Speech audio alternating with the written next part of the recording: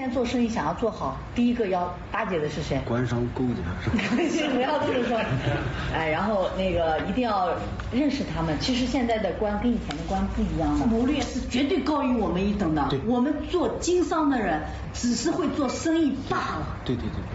能在这个里面待的，那可是情商，不是一般的人，又懂情商，又懂营销，又懂权谋，对不对？对。所以说这种精英人边上，你不能学到东西吗？对吧？把嘴巴管严，这一点你们一定要记住。认识谁都不要去讲，跟谁认识也不要去讲，跟谁好也不要去讲。你认为的好，未必是人家认为的好。你认识谁，未必人家认识你，对你是不加分的。也许你正好讲以后，别人跟他死对头呢，或者是也许你跟他认识的人，他不希望讲你跟谁认识，对不对？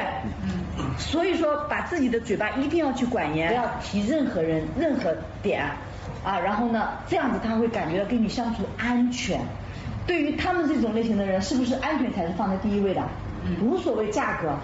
虽然你觉得行就行，当然我们作为我们自己而言，良心，就比如说我们回收9折，打比方95最高95折，那你就按照市场这个行情，咱也不占人家一点便宜，咱也不去吃亏做我们合理的把安全问题保证。赚钱是很重要，但是在中国安全才是最重要的，对吗？对。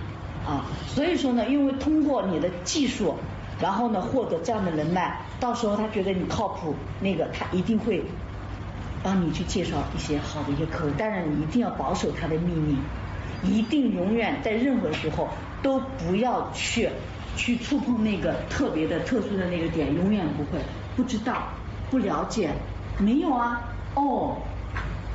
不需要讲任何的废话，就说对方蛮好的，特别照顾我，很感激他，其他什么都不要去讲。任何人的隐私，我相信大家自己也一样的，人性都不希望别人更多人知道，对不对？一样的。所以说未来以后一定要把自己的嘴给我管好认识谁都不重要，重要的是谁认识你，谁帮你。不要像中央空调一样对所有人都很好，一定是谁对我们好，我们要用心的去回馈谁，对谁好，然后呢经常跟他们在一起，他们身边的好的资源都能成为我们的资源，有效的进行社交，不要广撒网。当然你可能前期做销售的时候一定广撒网，但是你的内心一定要很清晰的把你的客户分类分好，3、6、9等你生命中的贵人，你的恩人，你的良师益友等等，把它分得清楚一点，空余的时间去拜访他们，感谢他们，告诉他们目前比如说你的一些困惑，或者是你的一些成果等等，一定要去真诚的去获得别人更多给你的一些认知。